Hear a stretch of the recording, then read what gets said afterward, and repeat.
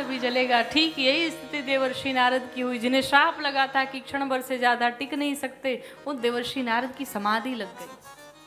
और जैसे ही समाधि लगी, चारों तरफ हाहाकार मच गया। इंद्रदेव सबसे पहले परेशान हो गए। क्यों परेशान हुए? कहीं हमारी कुर्सी छिन न जाए। सबको कुर्सी की चिंता होती है,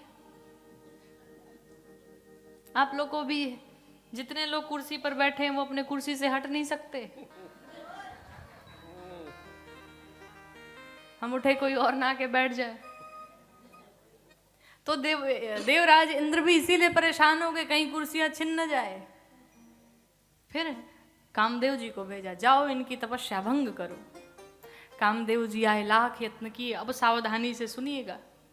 लाख प्रयत्न किए, देवर्षि नारद का तप भंग नहीं हुआ। लेकिन जैसे ही कामदेव जी थक हार के देवर्षि नारद के चरणों में दंडवत हुए, देवर्षि नारद की समाधि खुल गई। अर्थात एक प्रणाम ने देवर्षि नारद को समाधि से बाहर कर दिया। ये प्रणाम बहुत खतरनाक होता है। कोई भी व्यक्ति हो, अगर समाज में वो जाए और 2-4 लोग नमस्ते प्रणाम करने लगे तो तुरंत मन में आता है, लग रहा है हम भी कुछ हो गए हैं, अब हम भी कुछ बन गए हैं, तो हमको भी लोग नमस्ते प्रणाम कर रहे हैं।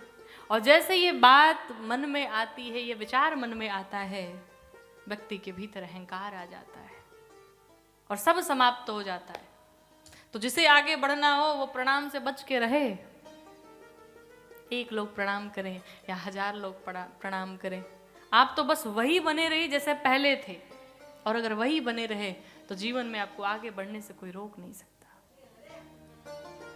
देवर्षि नारद को अभी तक किसी ने प्रणाम, अभी तक समाधि से बाहर नहीं आए, लेकिन जैसे ही प्रणाम किया कामदेव जी ने, समाधि से बाहर आ गए।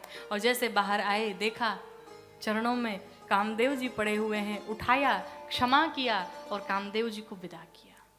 लेकिन जैसे विदा किया, मन में विचार आया, अरे हमने तो काम को जीत लिया, हमने तो क्रोध को जीत लिया।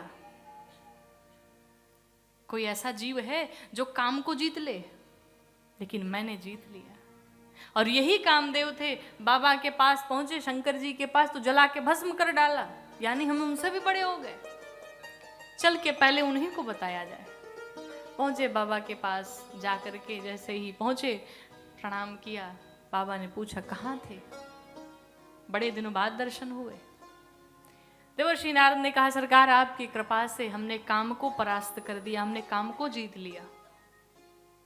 भगवान शंकर मन ही मन मुस्कुराने लगे। जो देवर्षि नारद आते थे तो राम की कथा सुनाते थे, आज आए हैं काम की कथा सुना रहे, क्या होगा इनका? कहा आपको एक सलाह दूं? कहिए। कहा जो बात आपने हमसे बताई ये भगवान नारायण से न कहिएगा। देवर्षि नारद को लगा कि ये हमसे जल रहे हैं, ये चाहते नहीं कि लोग हमारे बारे में जाने, हम तो बताएंगे। और अक्सर यही होता है, किसी को अगर कोई चीज बताने के लिए मना कर दो तो लोग और बताते हैं, ये प्रवृत्ति है।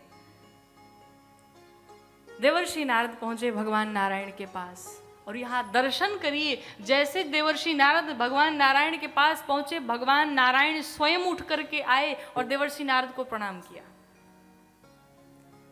जब देवर्षि नारद ने देखा कि जगत के पिता, जगत के स्वामी नारायण हमें प्रणाम कर रहे हैं, देवर्षि नारद सोचने लगे, अब बात तो सही है भाई, हमने भी काम को परास्त किया है, क्रोध को जीत लिया है, तो लेवल में तो आ ही गए हैं हम, तो सही है, ठीक है, प्रणाम कर रहे हैं, अच्छी बात है।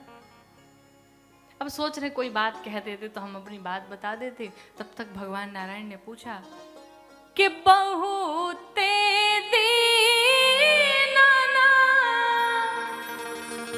कीन्ह मुनि दाया, बड़े दिनों बाद आपने कृपा की, कहाँ थे आप? बस मिल गया। देवर्षि नारद ने कहा, बताऊं सरकार, आपकी कृपा से हमने काम को परास्त कर दिया। ऊपर से कह रहे हैं आपकी कृपा से, और मन में चल रहा है सब हमने ही किया। भगवान तो सब जान गए क्या चल रहा है।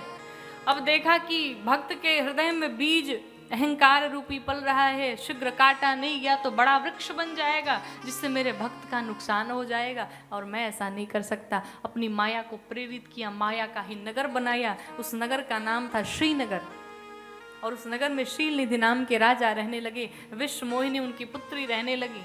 देवर्षि नारद को विदा किया। माँ लक्ष्मी ने भगवान नारायण से पूछा, कहा प्रभु आप इनका अहंकार प्रणाम करके घटा रहे थे कि बढ़ा रहे थे? भगवान नारायण ने एक उत्तर दिया, कहा देवी एक उदाहरण लीजिए। एक डॉक्टर के पास एक व्यक्ति पहुंचा, तो छोटी सी उसे एक स्पॉट निकले थे, छोटी सी फुंसी निकली थी। तो डॉक्टर ने दवाई दी, लेकिन उस व्यक्ति ने खाया नहीं, तो थोड़ा सा वो और बड़ा हो गया। डॉक्टर के पास पहुंचा, कहा डॉक्टर साहब ठीक नहीं हुआ ये। डॉक्टर ने जब देखा उसे तो कहा कि ये ऐसे बीच में आके फंसी है कि ना अब ये दवाई से ठीक होगी और ना अब ऑपरेशन से ठीक होगा। फिर कहा एक ऐसी दवा देता हूं जिससे कि ये और बढ़ जाए, तब अच्छे से ऑपरेशन हो सकेगा। लक्ष्मी मैया ने कहा समझे नहीं। कहा ठीक उनका भी यही हाल है, अभी अहंकार शुरू हुआ है और ऐसे ये बीच में खड़े हैं कि ना अभी उसे काटा जा सकता, और दवाई शंकर जी ने दी तो इन्होंने माना नहीं, उस दवाई को खाया नहीं, आकर के हमसे उल्टा बता रहे हैं। मतलब इनका बढ़िया ऑपरेशन करना पड़ेगा, बड़ा वाला। इसलिए मैंने इनकी प्रशंसा की, इनको मैंने खुद प्रणाम किया।